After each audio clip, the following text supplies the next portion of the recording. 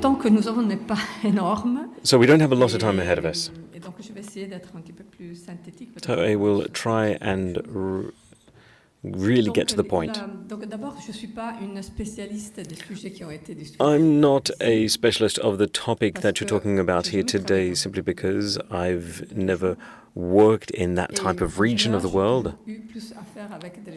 I tend to work with regions that have too much water, that face issues of flooding. But it's interesting to see that there are certain ways that these landscapes do overlap. So we need to obviously think about having too much water while thinking about not having enough water. And it's interesting because communities, no matter what the case may be, they have to adapt. Let's start with a mere physical question. The relationship between us and water. We are made out of water. This is a fantastic video from Bill Viola, showing a person walking and then, bit by bit, turns into water, completely dissolves into water. But you could also read it in the, you could play it in the opposite direction, play it in reverse, where from water you end up with a human figure. So water is ever present throughout our entire lives. It is part and parcel of our bodies. It is part and parcel of the way we perceive the world around us. The way we perceive humidity, it changes throughout our age, throughout our lives. And the same applies to a specific or any given territory. It is shaped by water.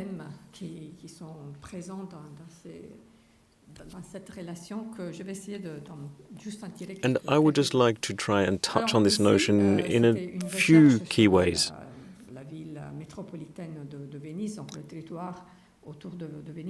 This is the area around Venice with its lagoon, with the dry plains to the north, the wet plains to the south, or the plains which were progressively dried up.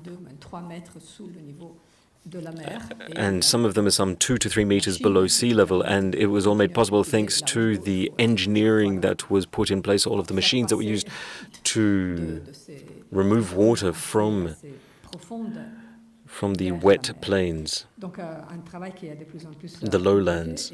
Very complex intervention. It took a lot of energy to achieve.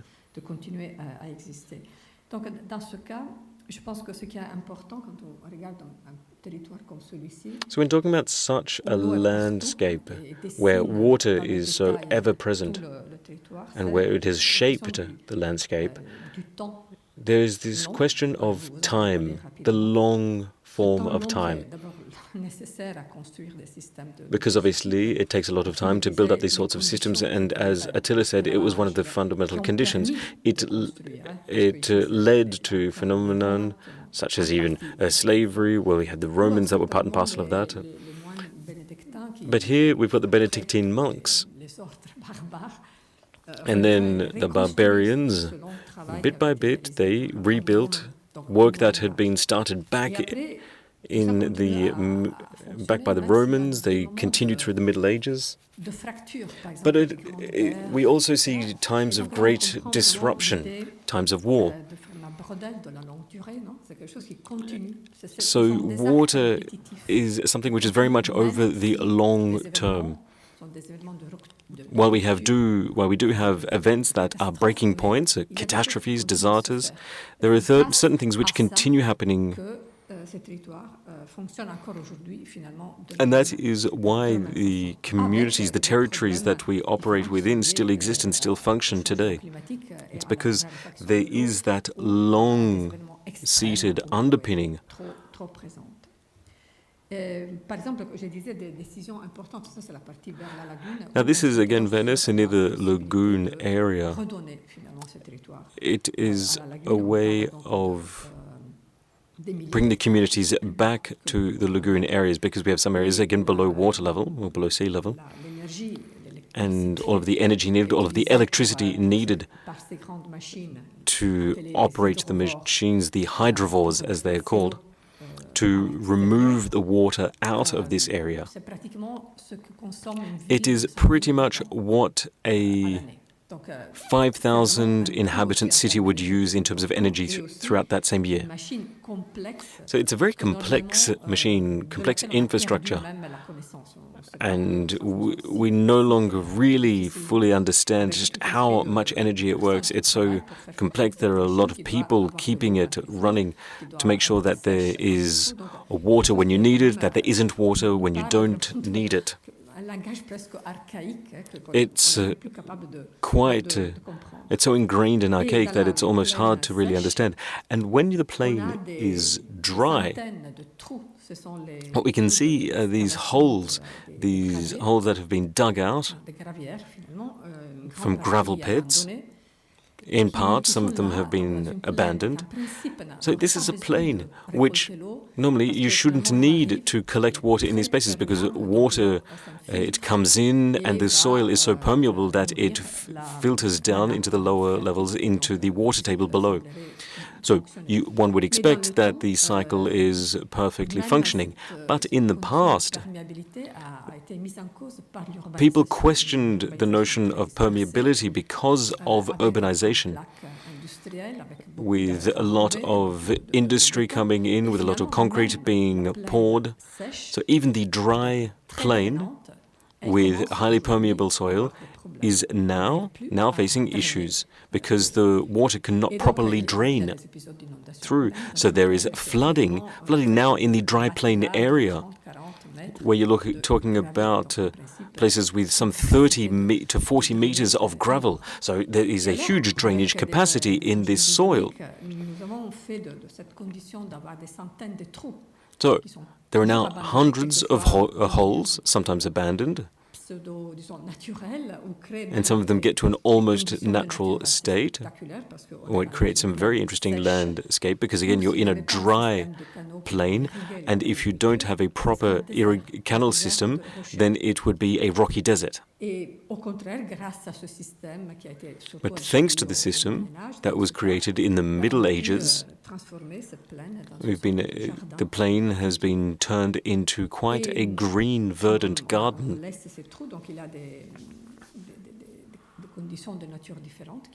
With all types of different plants and grass and trees, again in this dry plain. So it's quite interesting because nature, the environment, has adapted to the soil.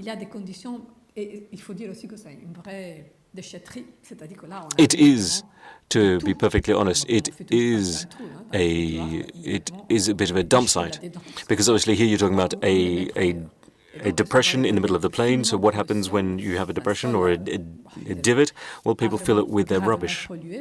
So there is the soil in the base of these divots is quite polluted. It's not fertile, but nevertheless there are humid forest lands that have grown in the base of these holes,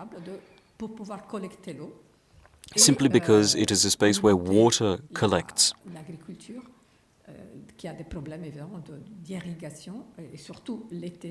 And the surrounding agricultural lands faces huge issues, especially in summer. So you have artificial lakes up in the mountains, in the Alps. Water is then transported down to the plains. But in doing so, you're actually removing water from the alpine lakes. And it is of great economic importance because there's a lot of tourism up there where people are looking for water. They want to go out and enjoy the water, the coolness of the water. So the plains are actually taking the water from the mountains. And in the plains, there is a vast network of dams and water basins to store all of that water from the mountains. But water has really shaped the landscape. Huge transformation, massive transformation.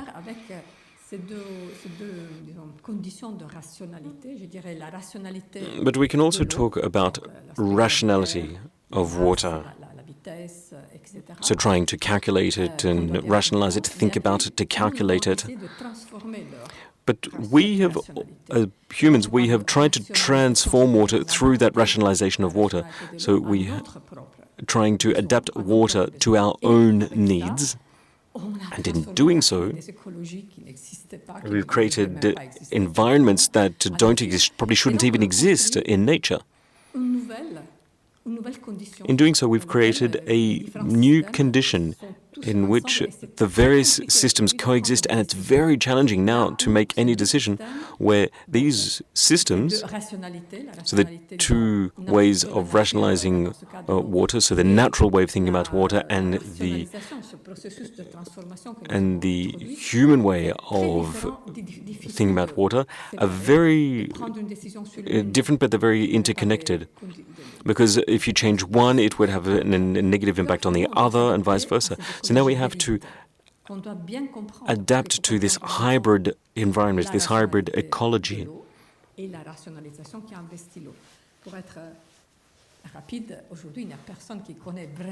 I don't think anyone nowadays knows how the system really works.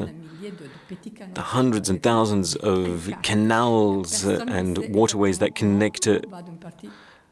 And because it is so interconnected, no one really knows exactly how water goes from one spot to the next. There is the consortium, which is a department in charge of selling water rights, but if you talk about it with them, if you try and ask them, where does water flow? They can't give you a clear answer. They don't exactly know how, because this is a system, an ecosystem of waterways that has been built up over hundreds of years.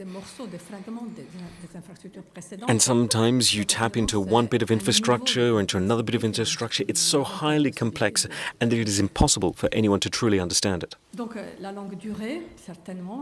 So again, it is over many, many years. So this notion of lengthy time comes back into play.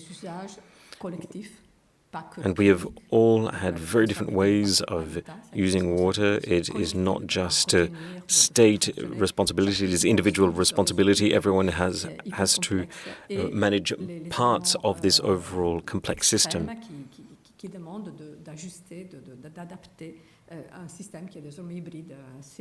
So it is a hybrid, semi-artificial, semi-natural system. But the other thing I wanted to quickly touch upon and mention is tied to some of the work that I have done on blue spaces.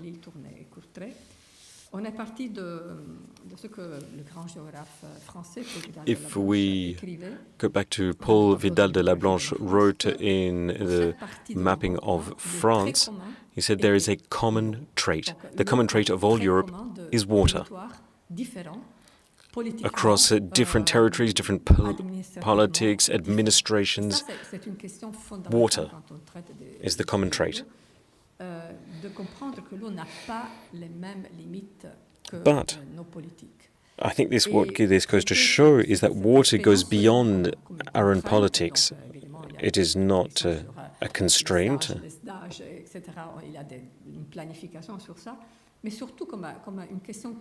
It is more of a cultural questioning. It's a cultural notion.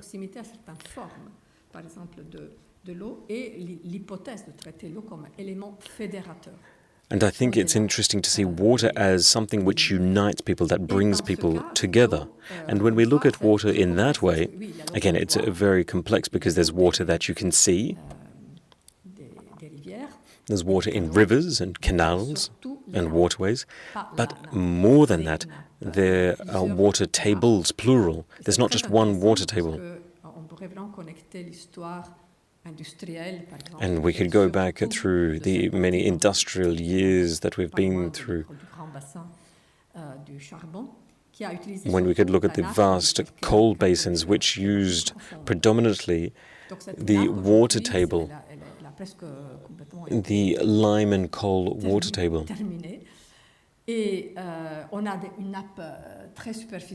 There's also a very superficial water table. Well, certainly it's above the sandy water table, but it's a water table which has poor water quality over in Flanders. So the Flanders region has a water table, which isn't really interesting. And then there's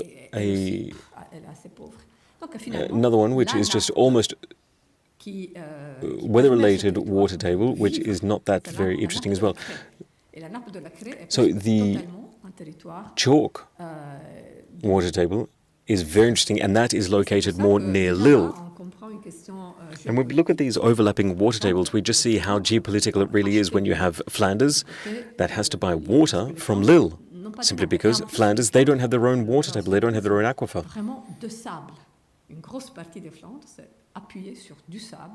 And when you look at the sand aquifer, well, that is over towards Belgium, and actually Belgium is probably one of the regions which is most hard hit by climate change simply because of the aquifers that are beneath them. We spoke earlier of rivers, canals, and how linear water flow is so important, but in addition to that, there's this deep notion of capillarity because water is absolutely everywhere. This is the topography. Topography is never simply flat. It may seem flat, but it's never flat. It's always changing.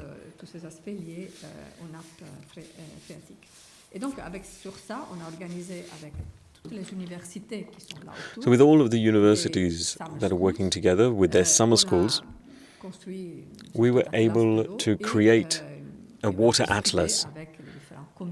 And through this, we're able to sit down and walk with a number of local communities to talk about what could be done here. Just very quickly, we have hundreds of people involved in this because, again, water is such a complex issue simply because there are so many people involved in water or managing water. For us, water is a matter of representation. It is so essential to be able to try and explain your ideas and your different hypotheses. This is just one way of representing that. This is a cross-section that was created with students who are really thinking about how to represent the different aquifers, the different layers at various scales, because obviously that is the underground, but then you have the above ground scale. And we had to also talk about the systemic impact, the structural impact of all of that. Once you start trying to imagine what can be done and what repetitive action can be done 1 time, 100 times, 1,000 times, and how that is going to have an impact structurally on the local territories and communities. And this is a very simple example. This is a park where we're actually connecting pre-existing parks, utilizing these water networks. And we realized that, yes, some large rivers are a few 300 kilometers long, but when you look at the capillary notion of it, you end up with about 2,300 kilometers. If you go even more, then you end up with some 5,740 kilometers of water bodies. And you can even go to smaller and smaller scales than that. It's like a fractal. And this is just another interesting representation of that fractal, the fractal nature of those water systems. Here we are once again in Flanders, in Ghent. An interesting project which was on exhibition at the Rotterdam Biennale. Here we tried to center thought around the future city of Ghent. It's a large harbor, a port. We try to center the thought about the fact that there are different points of view. No matter what topic you're tackling, you will always have a different view of the world, different worldviews colliding. Now, my issue as an urbanist, as a designer, is that we always try and get everyone to agree on a single worldview. Now, first and foremost, it's impossible. There's no international body that can even do that. But is that what we really want? Do we really want to have a single worldview? maybe we should try and work with a plurality of worldviews. This is a question I come back to time and time again throughout my career. I think that we need to be able to find ways for multiple worldviews to coexist. That was the governing idea behind this exercise. We wanted to test that with civil servants, from local government, from country communities, from the area. We wanted to get all of their different views. We wanted to understand them, but to try and draw that, to try and represent that in map form, because once you start thinking about it and starting to understand it, you can represent it. Here we have the cradle-to-cradle view.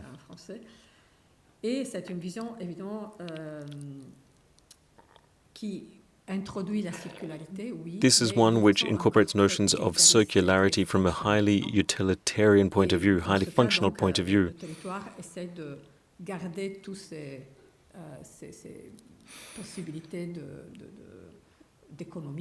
This is one where we see economic notions. So of it, we haven't really drastically changed the way we represent the economic fabric. What we're doing is we're just trying to make sure that through circularity principles we can use less, lose less as well.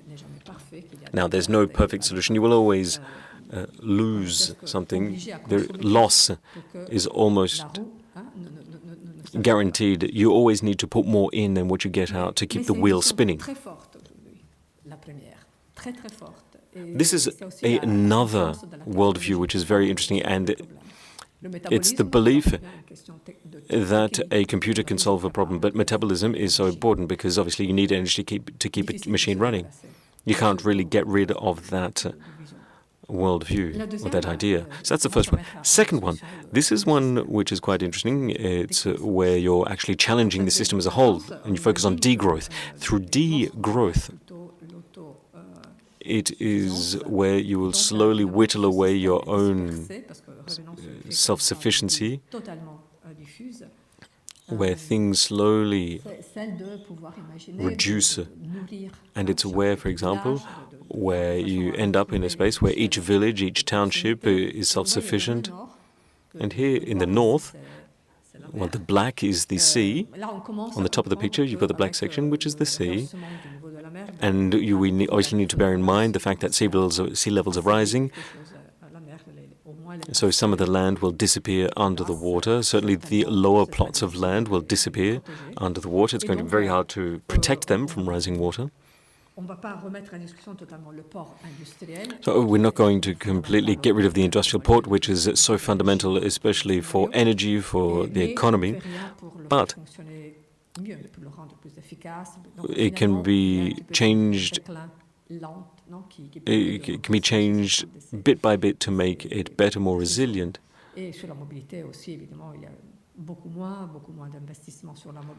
There's going to be a lot less investment in mobility, in fast mobility, so degrowth is a notion of slowing down. The third worldview, which is quite an interesting one, I find, it's deep ecology, incorporating deep ecology in our projects. So, whenever you do a project, and this is something that I always try to do personally, there are certain limitations to it, because not everyone agrees with it. But with this view, it's a way of saying, okay, let's imagine what this territory would look like, what this community would look like, where the ecology is placed in prime position. Now, through that, you can obviously ignore everything to the north, just abandon it, let the water flood it, and let biodiversity also take over once again.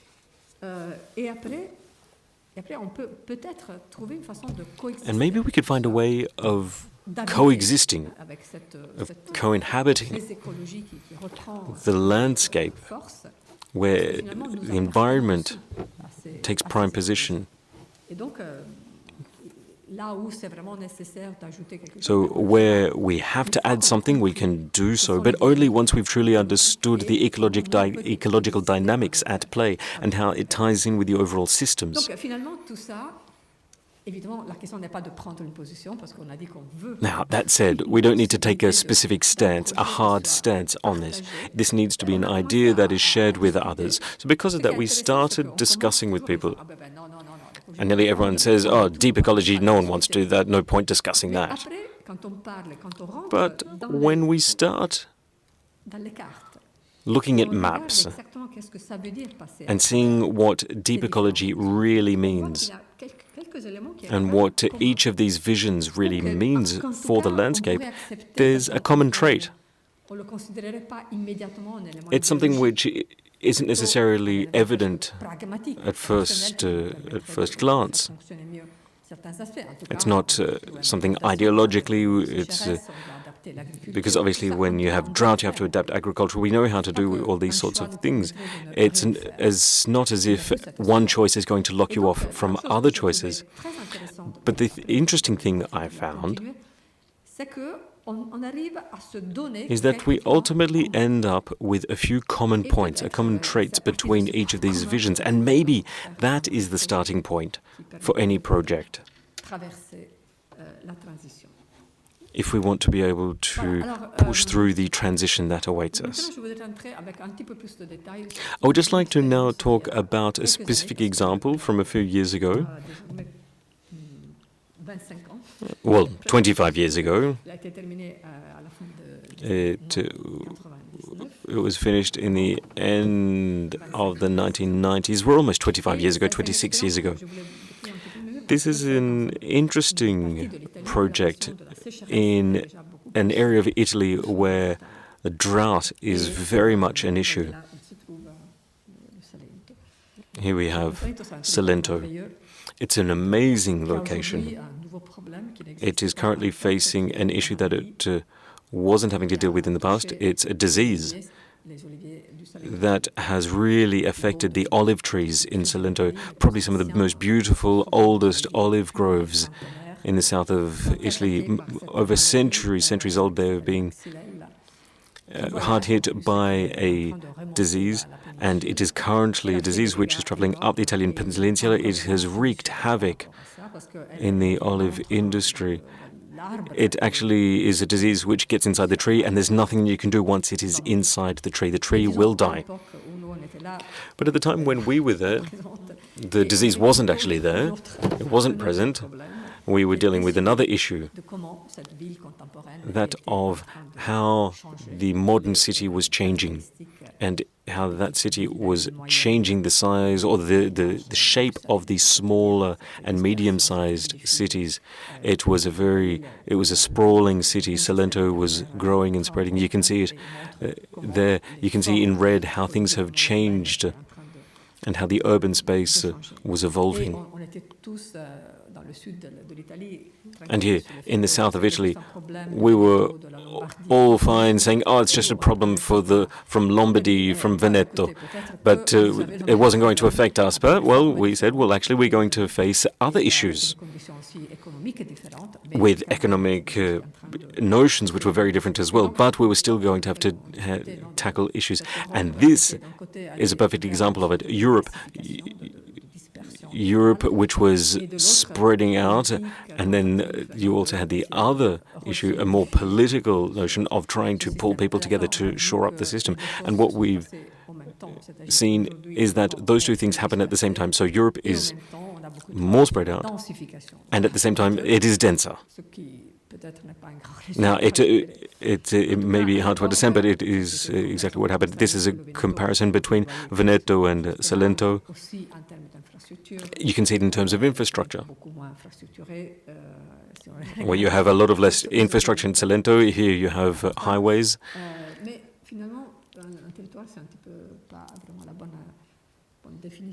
Maybe a territory isn't the right word, but if you look at the centuries and centuries of work and change in a territory, you'll see that these territories at the scale of small roads and small small roads, even out in farmland, you can just see how porous the landscape really is. And these are some striking images. On the left, you have urban planning policies where grey is countryside, coloured areas, urban areas. And it's interesting because they do not at all reflect what we see on the right-hand side. Again, we're just talking about tiny pixel changes, but it's a new way of representing the land.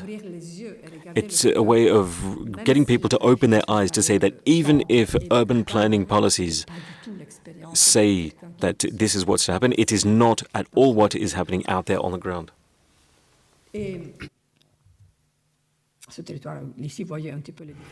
So here you see the different characteristics, farmland, etc. But what we're really interested in is this highly molecular dispersion effect that characterized the cropped fields, and we understood that large olive groves had more or less managed to resist this subtle invasion process and had erected a sort of national barrier to this dispersion effect, and especially in the agricultural patchwork of plots where it was more easy to infiltrate. So what's going to happen over the coming decades? How can we try and anticipate developments, and what would be a possible route? And I crafted a series of scenarios. I won't explain them. They're self-evident. You can count the current the trends and the real risk. There was also the risk of imagining the new and around the contours, the coastline, because the coastline is obviously the most interesting part. View of the sea, tourism that has grown, developed considerably after this process, and so clearly there was a major concern. But the question was rather, what are the arguments we can marshal to say that this should not happen, over and above arguments about heritage, landscape? Do we have kind of more compelling arguments? And so with our geologists, we try to firstly understand we're in southern Italy. The rhetoric, there's no water.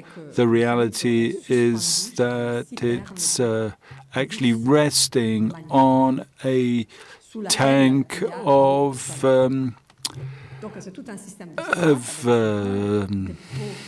water, spring water, which before, and then there's the seawater. Actually, there are no surface rivers, but below there's incredible water system.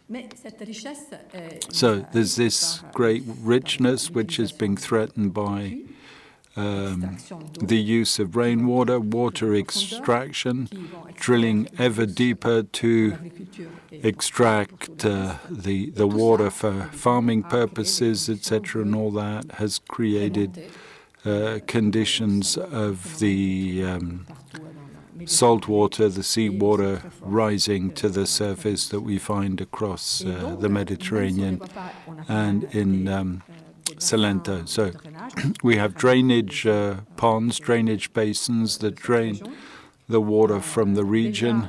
Already 30 years back, you see that the intrusion of the sea through this water capture of saline water was considerable, and then after that created the quality and the capacity to regenerate this large water system underground. And so we arrived at something that we'd never imagined. Salento's it's quite unique, a territory that is put to extensive use by the inhabitants, who will bathe on one side or the other, depending on the wind direction. that no difference whether, okay, not between north and south, of course, there are historical differences, but fundamentally it's a small region where life is good, and all the people, the inhabitants, very pleased to live in the region. Okay, maybe they're short of jobs, but this question of water generates marked differences across the various sections of the land. For the first time, cannot be viewed as a single territory. There's the white area of the territory along the coastline, where we'd have to shut off all the wells. We have to leave not touch the groundwater and not draw a single cubic meter of water. Then there's the intermediate grey zone, which is an area where everything must be done to recharge this water system, this water tank, and be very prudent when it comes to using and use the water very sparingly. And the only place where we can afford to extract water, but more regulated way, because it's hundreds of thousands of this rainfall is illegal. It's would be the only section where we could still extract the water. So for me, that's really a geography which at the same time enjoys rights, powers, players, politicians, of course, landscapes, because landscapes are changing. To draw water, extract water from the white section, there'll be desertification that is galloping, that will destroy everything, everything that is farmed, all the crops close to the seaside. If you don't recharge, then you'll have to drill ever deeper with catastrophic consequences on the having to bore through the various layers of rock. We're talking about people's livelihood. Can they continue to live in this territory? And for me, it was fundamental to ask the question as a political question, I'd say almost a biopolitical issue, very clear question. We don't all have the same right, depending on where we live. And that's it's a difficult message, but it's a radical shift. And then, of course, there with the question of evolving biodiversity, desertification is impoverishing Salento, zero forest land, it's all farmland, and the whole set of situations. We did this far more recently. We worked on one of the districts, the idea of working with this morphology, places that could receive more water, more humidity, retain it, should be able to work before putting in this section here in blue, not to put, for example, a big road carriageway for industrial air. It's what we're doing in the places that are the most appropriate to receive the water. You have this chain, these hills with a lot of water, but it's on this plain that will put the industrial areas, the shopping centers, etc. Once again, by following the territory, we can work differently. And then the territory itself is a garden, it's a farmed garden, wonderful, in which the various crops can grow. So for me, it was a real lesson on the idea of differences. The fact that we live in places, the places have their own specific characteristics that are more or less adapted. We have to make do with them and really consider where we are. Latour said that very well. But keep our feet on the ground and not think we're just anywhere. And the final narrative concerns a more recent piece of work, La Vise, with a condition prone to flooding. But there's a big but. A few years ago, there was this big flood in the valley in Wallonia next to Vest. This morning or this afternoon, someone was talking, or maybe it was Alessandro was saying, this energy that is present after the disaster, this photograph, Annick Parov took these people, we see them, they're smiling, the energy, they want to work together. And it's interesting because we put as an objective of this strategic plan to use disaster to bounce back and think of the future, which doesn't mean preparing oneself, getting ready for the next catastrophe, but address the issues offered by the territory, including the questions that pre-existed the disaster. Industrial decline, poverty in more at-risk areas. It's not the Vestre that created these problems, predated that, and to use that opportunity to think through the transition. And it's a program that's quite different from the frequent idea of preparedness. Preparedness present in Anglo-Saxon literature is not just a matter of preparedness, but address the real issues. And so the Vestre took its space. We can but recognize that it took its major bed.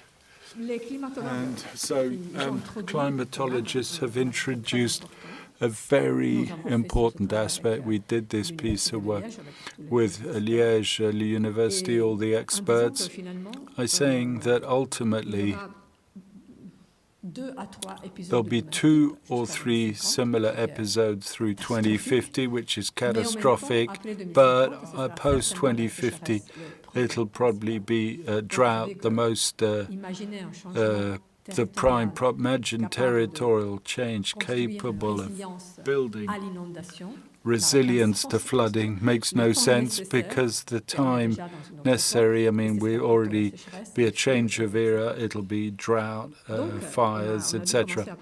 So we had to begin to consider a potential of resilience of all the territory and all its components. At the same time, the quantity of water that we're lacking. So it means work on every square centimetre of the land. Everything must contribute to that. Otherwise, there'd be no possibility. So there are all returning to a condition of nature that was created during the Industrial Revolutions, that is fir trees that totally desertified the large part of the valley.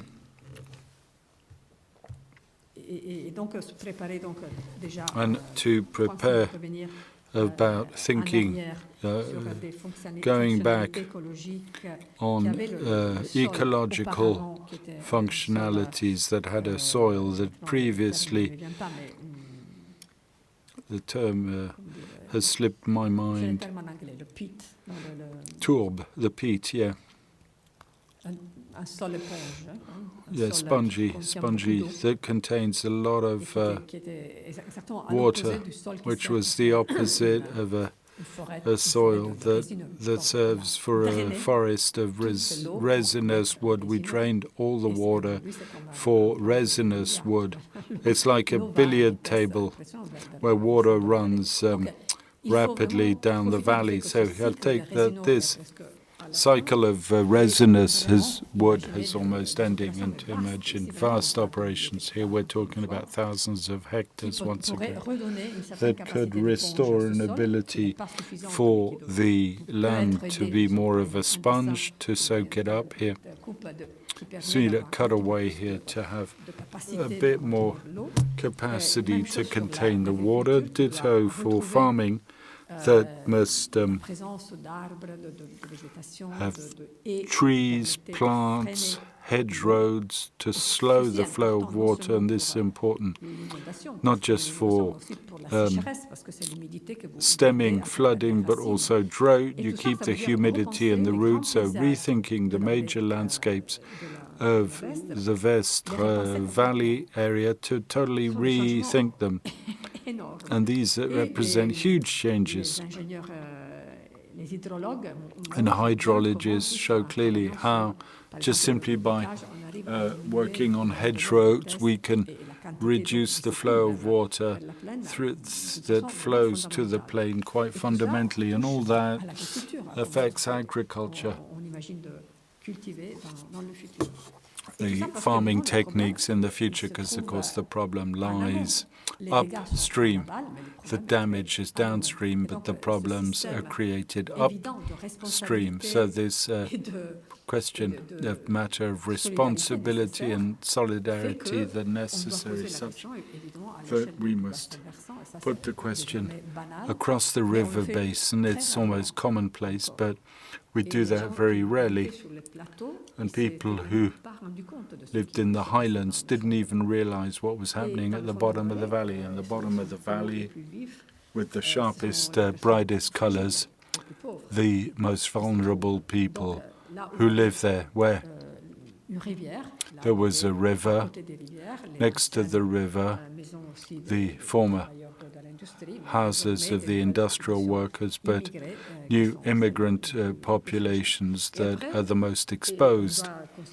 And with that, we must consider the fact that there's planning that is totally wide of the mark, because we continue to have red areas that are which can be built on where there's risk exposed. So what do we want to do? To decide to change something, and the dialogue for solidarity is paramount. We must agree on this concept of solidarity, and the water issue crystal clearly allows us to understand what it means to be supportive. We can understand, because we can understand where the responsibilities lie. They're spread out, not just in one area, and they are not where most of the problems lie, and that something changes our perspective on this concept of solidarity. And it's those who were not affected who must be supportive and must change their farming techniques, their four-lane carriageways that simply generate additional runoff down to the plain. And so this was a key concept of our effort, and interaction, dialogue with the various stakeholders, outreach to local inhabitants. That was all a key part of the process, and we tested this dialogue on the scenarios.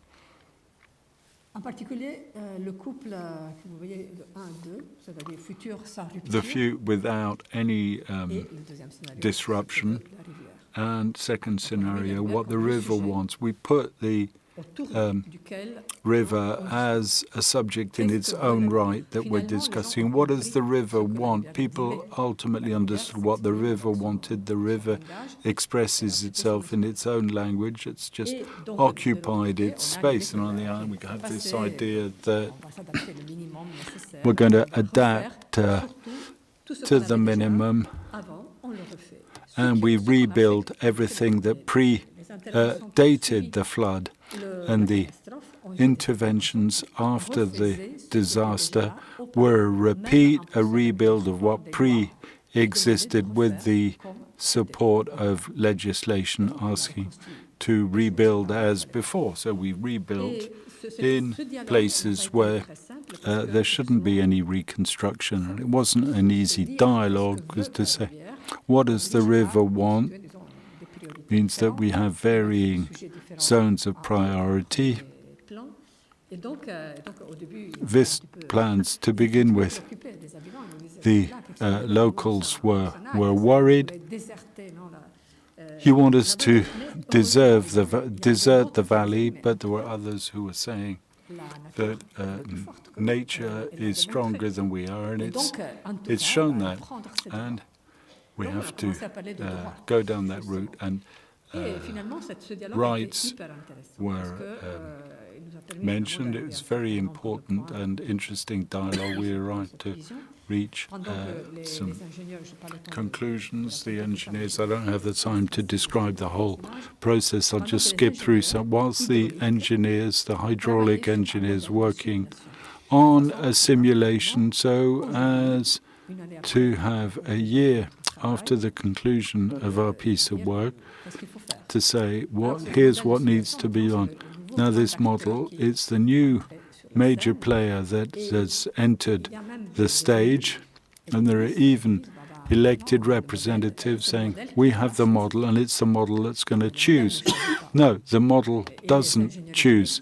And the water engineers are careful about not taking any responsibility about the degree of hazardousness or the degree of risk that a society must take. They go to great pains not to be responsible for that decision, but the elected officials don't want to take that responsibility. Turn to the engineer. It's the model that decides. No, it's not the model that decides. On the level, so the engineers turn to us, those who are working with the society. We just say, well, it's a matter for discussion. It's only through dialogue that we can agree on how far we want to be, to what extent we want to be resilient, because that's a major cultural shift that we can't just do immediately. It's through in-depth, continuous dialogue where we address the fundamentals concern the livability, and it's a dialogue that everyone who wishes can contribute to. And that's what makes the process very complicated. The conclusion is that this type of project could deals with economic, landscape, ecological, cultural transformation aimed at having horizontal relations on a very different level to get everyone round a table, including la veste, the river, the water itself. And that's the process that we're involved in today that's far from easy. It's not necessarily going to reach an outcome. In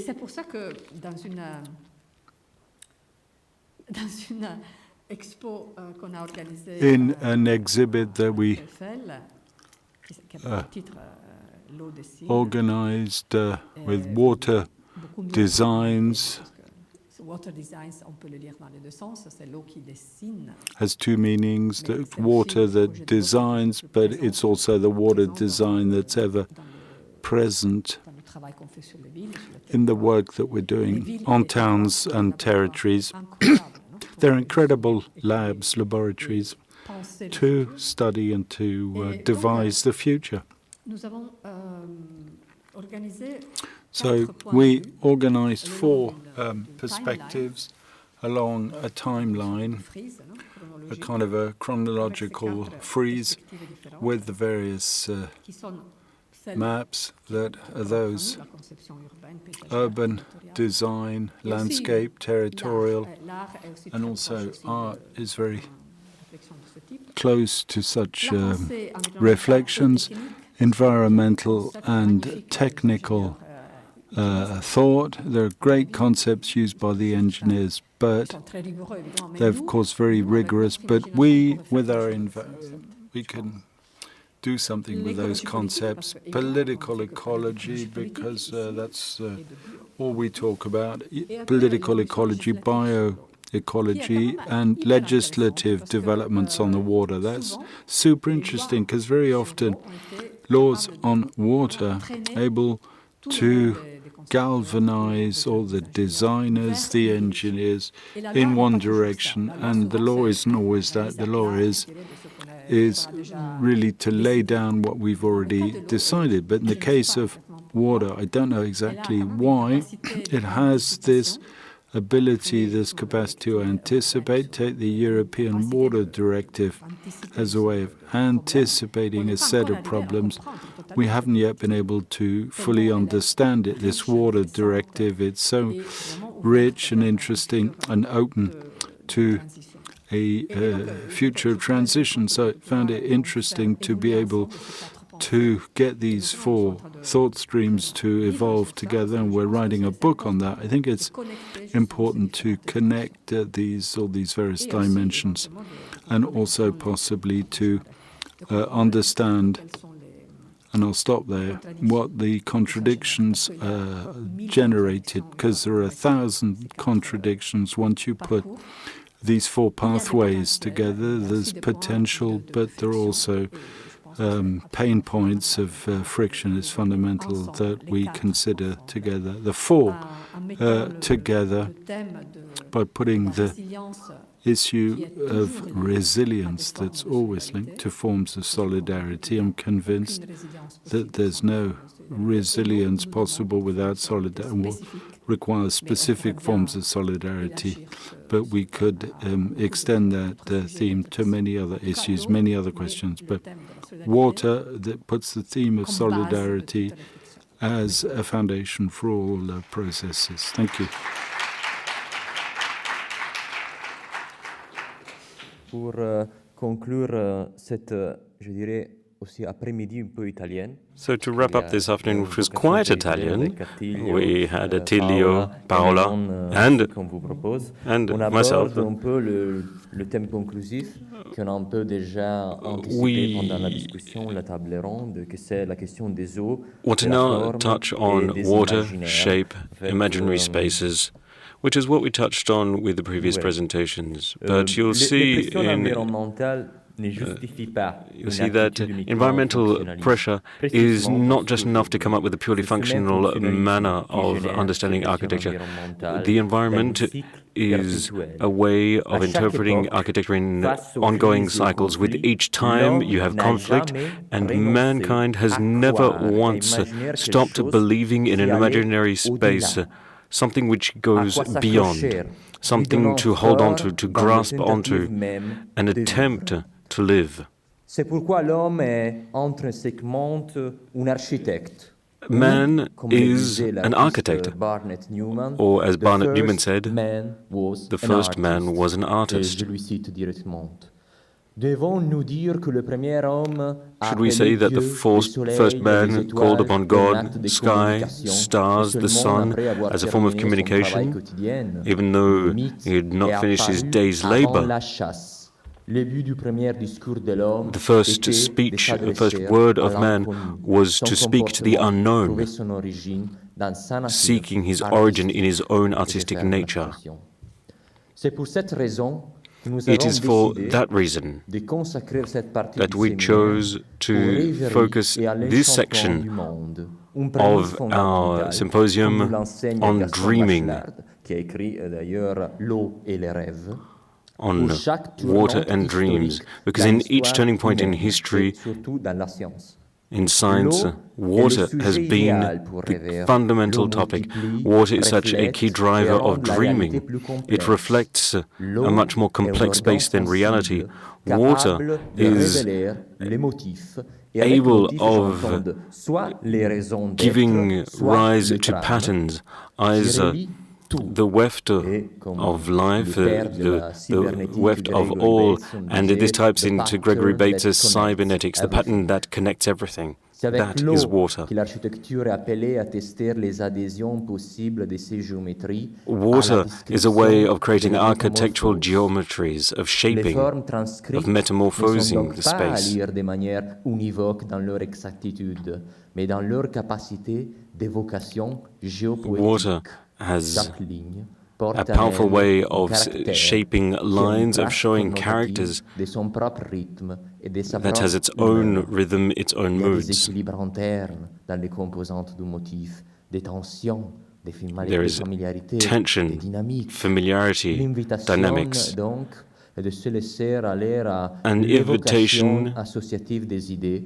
en to saisissant les associate caractères ideas, du lieu, ouvrant de nouveaux champs opening up poétiques new et poetic plastiques. spaces, Ce sont plastic ces spaces, imaginaires, ces an plateformes imaginary à fort space, a potentiel platform cognitif with great que nous devons cognitive faire potential, l'effort de traduire en which we fort. have to C'est en ce translate sens into the que le pouvoir reality. imaginatif de la poésie du vécu prend And that's une why the valeur poetry concrète et of opérationnelle, lived spaces can lead reflétant into l'étymologie unlived spaces, ancienne de into ce things terme, unknown. And when we de go back l'ancien to the grec ancient meaning poiesis, of ou faire, poiesis, moi j'ajouterais or to faire do, des lieux, fabriquer I would talk des about lieux. to do and make spaces, C'est to sur ce create principe que spaces. Frank Lloyd Wright, And when dans son talking about œuvre Frank Lloyd peut-être la Wright plus in probably emblématique, his most La Falling iconic work, Waterhouse de The Falling 1936, Waterhouse crée of l'une de ces moments 1936, magiques created a d'un magical détail qui moment passe souvent inaperçu. that often goes L'articulation des corps unseen bâtis trouve son apogée dans un petit escalier in just extérieur a small suspendu par external des staircase qui soutiennent